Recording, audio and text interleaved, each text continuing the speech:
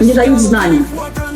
А в Туркменистане насилие над детьми начинается именно со школы. Молодые парни, ушедшие в армию, возвращаются инвалидами. В мирной стране, где нет войны, они умирают. Уважаемые представители международного сообщества, мы обращаемся из штаб-квартиры Организации Объединенных Наций, организации, созданной для защиты прав каждого человека. Сегодня мы говорим от имени народа Туркменистана, народа, которому отказано в свободе, справедливости и достоинстве. Тот факт, что Туркменистан официально обладает статусом постоянного нейтралитета, не дает режиму Бердымухамедова права использовать его как инструмент подавления. Нейтралитет – это не щит для диктатуры, это обязательство уважать международное право. Мы призываем вас обратить внимание на трагедии, происходящие в нашей стране. Джамал Базарова, женщина, униженная, раздавленная репрессиями. Ее дети остались без матери. Ее честность стала угрозой для режима. Умида Бекджанова находится под угрозой депортации и смерти. Ее нельзя отдать в руки тех, кто систематически против своих граждан. Алишер Сахатов и Абдулла Урусов также находятся в депортационных лагерях Турции. Сотни молодых людей, в том числе Фархад Дурдыев, Мирдан Мухамедов, пропали без вести. Их семьи молчат от страха, но мы не молчим. Мы требуем, чтобы организовали международное расследование исчезновений, санкции против лиц, ответственных за репрессии, поддержки граждан Туркменистана, борющихся за свободу. Народ Туркменистана жив, он помнит, он борется, и он имеет право на свободу, народ имеет право. Халкын Хакывар. Ну давайте тогда теперь передадим слово Гильдеке Аризову. Салам, hormatly vatandaşlar. Здравствуйте, дорогие туркменистанцы. Şuun Birleşmiş Milletler Kuruması'na yörüyte orta koyulup maslahatlaşılan mesele şol türmedeki bir kanunçuluk. Hemen milletin şu tayda hak hukuklarının depelenmesi. Ne şu yankı ağlanan adamlar tutulup yurdun içine ak edilip iyi diyanlarım yitirim etmesi. Ya da bir prokurorlar gel ve ne bir iş boyunca deyip çağırıyorlar Livap'ta bu Cemal Bazarov'u iyi diyanlarım haramdan ağır başını edip zorla şeytirip onun boyu öldürüp şu an 9 yıla şunu karar çıkarttılar. Ödem kadiyet şu türmen içinde hanım bir kadiyetin bir nimeti yok mu var? Yörüt öleceği, o tayda seyredilmez modatlar, advokatlar yok mu? Şon alap yerde bolup dur, tutulan adam ol eyyem gırıvını anlan, ol kul, ol adam değil, hakam yok, hukukum yok. Onun için şu yurt başına duran, devlet başında duran adamlar ilk bilene atalı oğul bir yankı haram dağlar. Hemen şu yankı erini pavonlar, edeni edip görseler. Nerede bolyanlarına şu tabi dinle oturuyor. Haydi devlette şu derecede bir pislik hemen bir nadan yağdaydı bir hayalık bulunuyor ama Türkmenistan var iyinin gözüne düştü.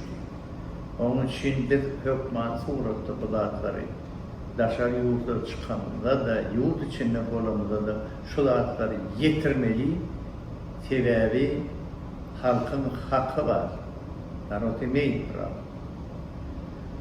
Теперь я хочу передать слово Ольге Чарыевой. Да, я сегодня хотела бы сказать несколько слов на русском языке. Надеюсь, хорошо слышно. Проблем Туркменистана нескончаемая. И моя тема сегодняшняя называется «С чего же начать?». Начать нужно с тюрем, которые давят народ, втаптывает его в землю. Каждый второй человек болен. Раковые, почечные, гепатитные, сердечные заболевания, а также ВИЧ. Если обратиться в медицинское учреждение, то сталкиваешься не с врачами, которые лечат, а с теми, кто калечит. Поэтому начинать нужно с системы здравоохранения.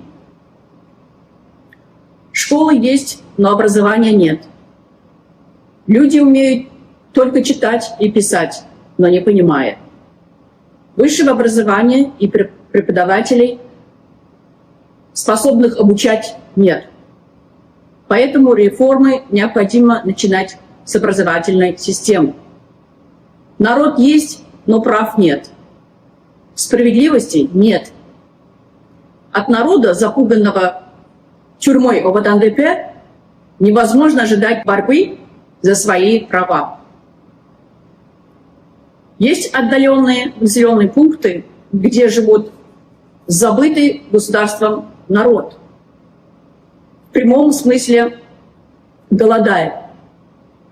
Чтобы поесть, нужно работать, но рабочих мест нет. Большинство населения, несмотря на то, что страна занимает 4-е место по природным ресурсам, вынуждена выезжать за границу, чтобы просто прокормиться. За границей они живут в условиях рабства. Этот народ, незащищенный своим государством, гибнет за границей по различным причинам. Его убивают. У молодого поколения, которому предстоит стать хозяином своей родины, вообще нет прав. Школы не дают знаний. А в Туркменистане насилие над детьми начинается именно со школы. Молодые парни, ушедшие в армию, возвращаются инвалидами. В мирной стране, где нет войны, они умирают. В Туркменистане тюрем больше, чем школ и больниц. Но из этих тюрем почти никто не возвращается живым. Те, кто осмеливается говорить правду, уничтожают в заключении. Теперь подумайте сами, с чего можно начинать перемены в первую очередь. Теперь хочу сказать пару слов о нашей Умиде Бекчановой. В настоящее время Умида Бекчанова, член Комитета национального спасения, находится под стражей в депортационном центре в Турции. Ее жизнь находится под серьезной угрозой. И существует реальный риск ее депортации в любой выходной день. Умида Бекчанова на своем YouTube-канале объясняла гражданам Туркменистана Конституцию Туркменистана, а также Уголовный и Трудовой кодексы простым и доступным языком, поскольку власти Туркменистана убрали эти кодексы из продажи и с полок библиотек. Подобно Мердану Мухамедову, который был похищен из Турции год назад, Умида Бекчанова не представляла никакой угрозы обществу и не выдвигала экстремистских и террористических призывов. Находясь под стражей, Умида Бекчанова столкнулась с новой угрозой. Посольство Туркменистана в Анкаре подало заявление, в котором выдвинуто дополнительное обвинение против нее, что может упростить ее похищение и насильственное возвращение в Туркменистан. Из тюрьмы ОВД-НДП, куда попадают невинные люди, практически никто не выходит живым, за редким исключением. Организация Объединенных Наций должна обратить пристальное внимание на беззаконие и случаи похищения людей, происходящие за последние 3-4 года, и должны взять Туркменистан под международное наблюдение. А теперь я хочу прочитать вам то, что было публично обращено в СМИ от Министерства иностранных дел Туркменистана. Информация для СМИ. В связи с появлением в средствах массовой информации сообщений о введении частичного запрета на въезд граждан Туркменистана в Соединенные Штаты Америки.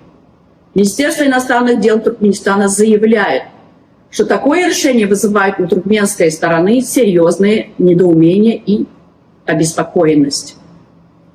Будучи нейтральным государством, трижды признанным таковым резолюциями Генеральной Ассамблеи ООН, Туркменистан строго соблюдает все международные нормы и правила в области миграции. С этой точки зрения опыт Туркменистана в практической реализации конвенций ООН, регулирующих правовые, социальные, гуманитарные и иные вопросы, сказанные с беженцами и лицами без гражданства, являются одним из передовых в мире.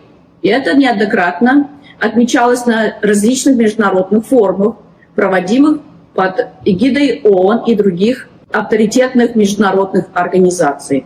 Одновременно с этим Туркменистан в соответствии с двухсторонними соглашениями эффективно решает вопросы въезда и выезда граждан на двусторонней основе в тесном сотрудничестве с зарубежными странами. Это позволяет осуществлять надлежащий контроль за соблюдением законодательства заинтересованных сторон. По глубокому убеждению туркменской стороны, подобные ограничительные меры вводятся в тех странах, где были допущены грубые нарушения закона иностранными гражданами. В этом контексте необходимо особо подчеркнуть, что граждане Туркменистана, выезжающие за границу, в том числе в Соединенные Штаты Америки, отличаются высоким уровнем соблюдения законов. Исходя из вышеизложенного, Министерство иностранных дел Туркменистана рассматривает упомянутое решение как поспешный шаг, не учитывающий высокие результаты двухстороннего туркмено-американского сотрудничества по широкому спектру направлений, а также его нынешнюю позитивную динамику, включая достижения в такой важной сфере, как миграционная политика. И внизу написано Министерство иностранных дел Туркменистана. Теперь я хочу сказать, если Туркменистан соблюдает все нормы, все законы в области миграции, почему же наши граждане похищаются незаконно? У них паспорта остаются там, где они жили, но они каким-то образом пересекают границы с помощью Министерства иностранных дел Туркменистана.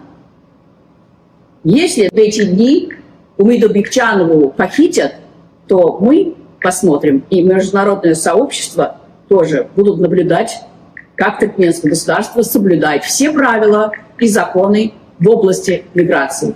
В окончании я бы хотела еще пару слов сказать насчет Мирдана Мухамедова, которого похитили ровно год назад, в июне 26-го. А до сих пор мы не знаем о его судьбе, сколько лет дали. Подозреваем, что до 25 лет он был заключен в тюрьму, но в какой тюрьме неизвестно, и сколько лет дали неизвестно. Прошу всемирное сообщество обратить на это пристальное внимание и поинтересоваться, что происходит, что произошло с Мирданом Мухамедовым. Спасибо большое. Спасибо. Теперь предоставляется слово Дауду Кианизову. Good afternoon, esteemed members of the international community. I'm speaking to you today in English because it's the language that connects us across borders, across differences, and it's the language through which we can call for help. I stand before you not only as an individual, but as a representative of the youth of Turkmenistan, a generation that is caught in the clutches of oppression, denied the freedoms that every young person deserves. Over half of our population is under the age of 30, and yet we are denied the basic freedoms that allow us to dream, to speak, and to build a better future. The youth of Turkmenistan are being targeted. We're not only deprived of opportunities, but are also captured, detained, and deported for simply daring to question the status quo. Our generation is suffering under a regime that does not hesitate to silence any voice that challenges its powers. Recently, we have seen the tragic events and unjust treatment of several young people, Jamal Bazar, a courageous woman who stood for truth, was torn apart by the system that feared her honesty. Umida, a brave voice for freedom, is now at risk of being deported and murdered by those in power. Merdan, Farhat, along with many others, have disappeared without trace, their families left in torment with no answers. These are just a few examples of the countless lives impacted by the regime's brutality. The international community cannot remain silent any longer. These violations of human rights must not go unnoticed. We call on the United Nations, human rights organizations, and global governments to take immediate action. The youth of Turkmenistan are being destroyed, and the world must help us protect what remains of our future. This is not a call for charity, it is a call for justice. We demand the freedom to live without fear, to speak without being punished, and to have our voices heard.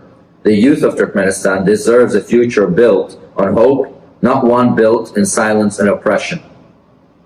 We're ready for change, but we cannot bring it alone. We need your support to make sure that those who are lost will not be forgotten. We're not just fighting for ourselves, but we're fighting for every young person whose voice is still silenced. Thank you. И в конце я хотела бы сказать, что мы призываем международное сообщество принять срочные меры и помочь народу Туркменистана в борьбе с нарушением прав нашего народа внутри страны и за рубежом, учитывая, что, как по последним сообщениям, на тех людей, которые не согласны с тем, что какой произвол творится внутри страны, негласно существует такая статья, как 199-я. Эта статья говорит о запрете давать информацию правозащитникам в зарубежных странах, находящимся в зарубежной стране. То есть это просто беспрецедентное такое поведение со стороны властей. Поэтому, заканчивая нашу сессию, мы благодарим и надеемся, что нас услышат.